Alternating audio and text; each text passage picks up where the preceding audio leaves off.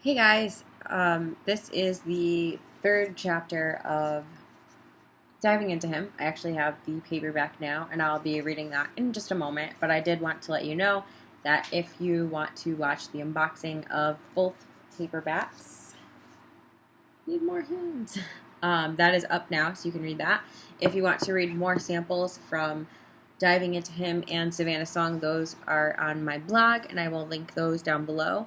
And also, if you purchase a copy of either of these before June 1st, the ebooks are on sale for 99 cents and the paperback is $12.95. And if you send me your receipt, so you can send me either a screenshot or you can send me or just forward me the receipt itself. If you send it to southofforever@gmail.com, I'll send you an ebook copy of Playing for You, which is a standalone novel that this entire series spun off from. So that's a little bonus for you. I'll leave all that information down below, and now let's start the reading. I'm so excited that I actually have the paperback because I've been reading off of the ebook this whole time. So, let me just find it. There we go. Diving Into Him.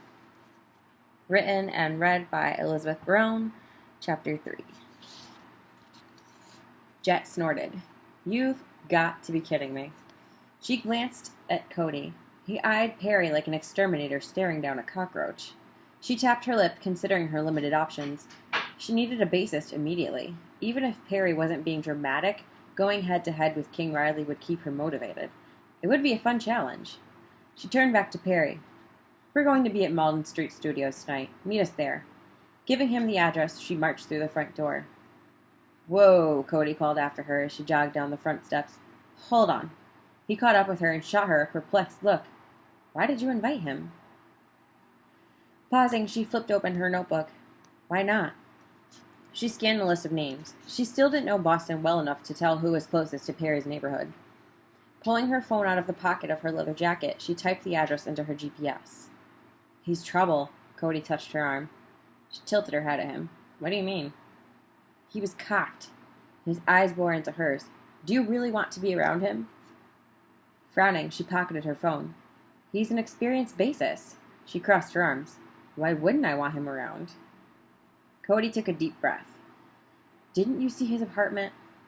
She sighed. "It was a real hole in the wall. What does that have to do with anything?" There were empty whiskey bottles all over the place. Cody ran a hand through his hair. "He's an alcoholic, Jet." "How do you know that?" She narrowed her eyes. "You heard him. He got kicked out of his band." Cody sighed.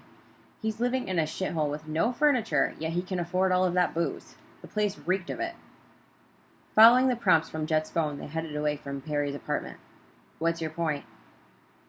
"My point is," he said, jogging to keep up with her, "being around him might trigger you." She halted. Whirling on her heels, she nearly crashed into him. "Trigger me to do what?" "I don't want you to start drinking again. You've been doing so well." He smiled. She glared at him. "I'm not an idiot, Cody." He lifted his hands. "I didn't say you were. I'm just trying to look out for you." "I don't need you to babysit me." She pulled her cigarettes out of her pocket, plucked one from the pack with her teeth, and lit it. His shoulders slumped. "I didn't say you did." "How about you don't say anything at all?" She blinked away tears. "I know what I'm doing." She walked faster. "That's not what I meant." He dropped behind. "Can you slow down?" Ignore him. She surged forward. "Fine," he called. "I'll just see you at the studio later." Swallowing the lump in her throat, Jet walked faster. She forced herself to keep moving without looking over her shoulder. What he thought shouldn't matter. She had been sober for months. She wasn't going to fall off the wagon. She was stronger than that. She was a Costa. Her father had taught her better. The thought of her father made her eyes sting even more. She hadn't seen him in almost a year. Guilt gnawed at her stomach. She hadn't so much as bothered to call him, not even when Simon 1056 dropped his perpetual smile. She would catch up with him the second she got her life together, she decided. It had been too long. She was striking out with all the men in her life lately.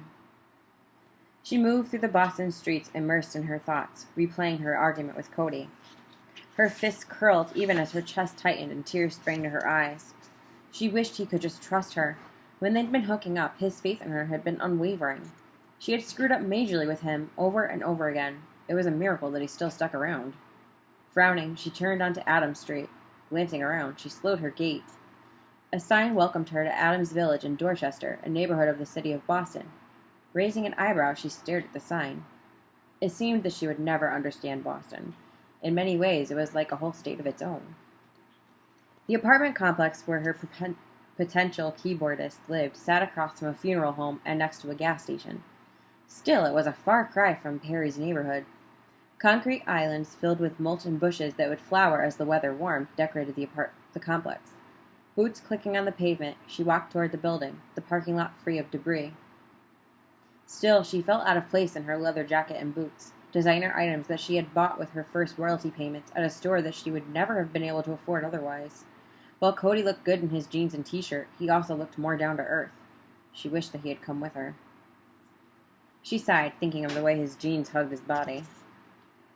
Heat exploded through her. Focus, Costa, she told herself. She stepped into the lobby. Rather than waiting for the elevator, she took the stairs. Some sort of air freshener released the fresh scent of linen, and she sneezed. Emerging onto Max's floor, she stalked the hallway until she found his apartment. She wondered if Cody would actually meet her at the studio. She didn't think he would just leave her in Boston. Their argument hadn't been that bad. They'd had worse fights while being on tour with Perpetual Smile. She shook her head, thinking of the time they'd almost been caught making out on the tour bus. She had wanted to end the whole affair before her other bandmates caught on. Something about Cody kept her from completely breaking things off, though. Something about Cody always kept her from walking away. She hoped that he felt the same. Raising a fist, she knocked. The door to Matt's apartment creaked open. A young woman stood in the doorway. She held a little girl's hand. The girl's fingers tugged at the woman's long black hair. Raising an eyebrow at Jet, the woman tilted her head. "Can I help you?" Jet hesitated. She might have the wrong address, or, even worse, her keyboardist might have moved. She gave the other woman a bright smile. "I'm Jet Costa." She held out her hand. The other woman glanced at her hand, then narrowed her eyes. "Yeah?" Jet almost rolled her eyes. The woman was acting as warily as she would have, though, if they switched places. "I'm looking for Max Batista. Does he live here?" Tossing long, inky hair over her shoulder, the woman's eyes hardened. "Why?" "He auditioned for my band a few weeks ago." Jet jerked a thumb in the direction of Malden Street. "I tried calling, but didn't get an answer." "Our cell phone got shut off," the woman said.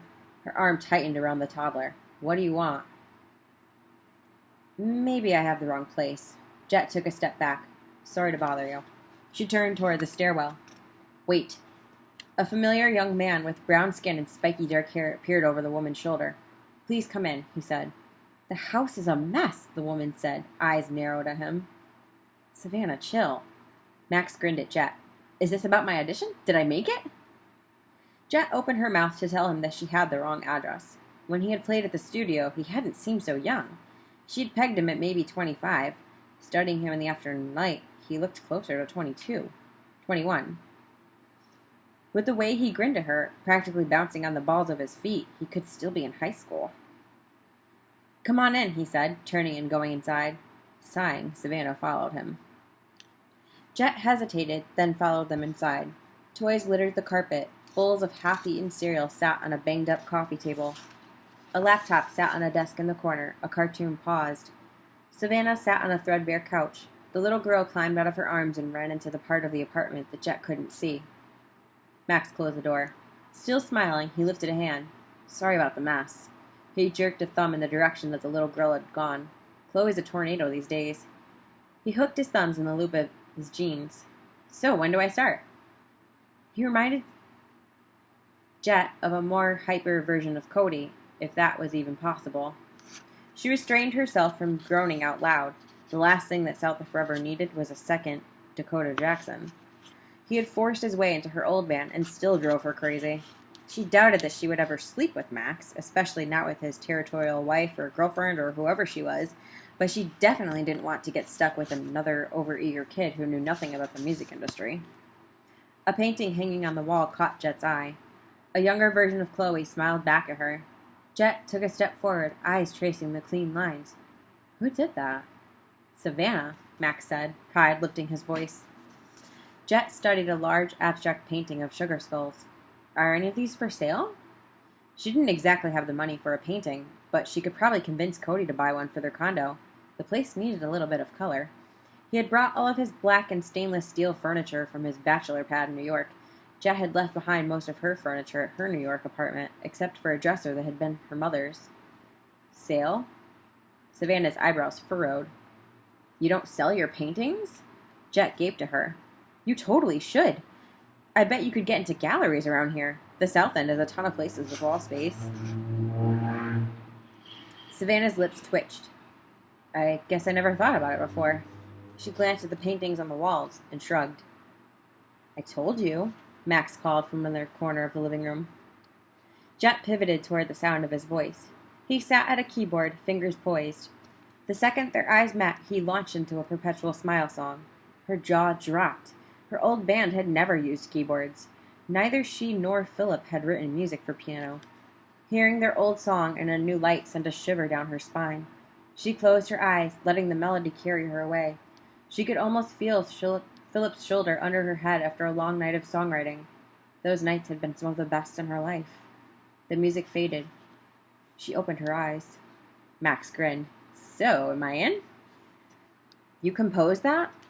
Jet joined him at the beat-up keyboard. It was hardly professional equipment. She bit her lower lip. He nodded. Does that mean yes? She sighed. She didn't really have much of a choice. Running her fingers over the keys, she nodded. Yes! Max jumped up from his seat. Racing toward Savannah, he lifted her from the couch. He spun her in a circle, peppering her cheeks with kisses. Jet smiled. She wished that she and Cody could be that affectionate. Max put Savannah down. Thank you, he said, extending his hand to Jet. This means so much to us. You have no idea. Yeah, well, our first show is in 3 weeks. Jet clasped his hand. Are you going to be able to play with us? Are you kidding? His grin widened. He pumped her arm up and down. You can count on me. Thank you. She pulled her hand away. You won't be thanking me after tonight. Meet us at the studio later. She gave him the address. Be prepared to spend the night. She tossed a glance at Savannah, whose eyes narrowed. Then, before either of them could say anything else, Jet saw herself out of the apartment. Shoving her hands into her pockets, she stepped into the spring afternoon. She almost had a complete band. At least there was that. She could worry about getting them into shape later. A smile broke out across her face. Pulling her phone from her pocket, she redialed the phone number of the drummer she hoped to recruit, and began walking back the way she came. The phone rang over and over. She frowned. She really didn't want to make any more house calls. Besides, the clock was ticking.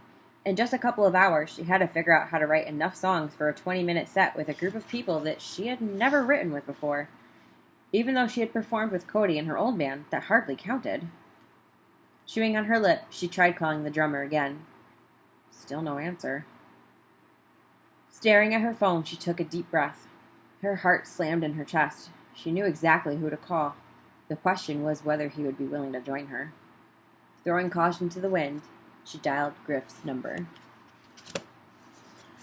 Again, thank you so much to everyone who came to the release party and hung out. You guys are awesome. Thank you so much. All right, so that is the last video reading for now. I am putting together something else for some more incentives and some more cool stuff, so I'll be announcing that soon. But in the meantime, like I said, check out all of my other videos and the samples on my blog. I'll link everything down below. Thank you so much again for everything, for watching, for supporting, for cheering me on, for buying my books, for just, I'm gonna cry. You guys are awesome. Thank you so much for everything. I'll talk to you soon.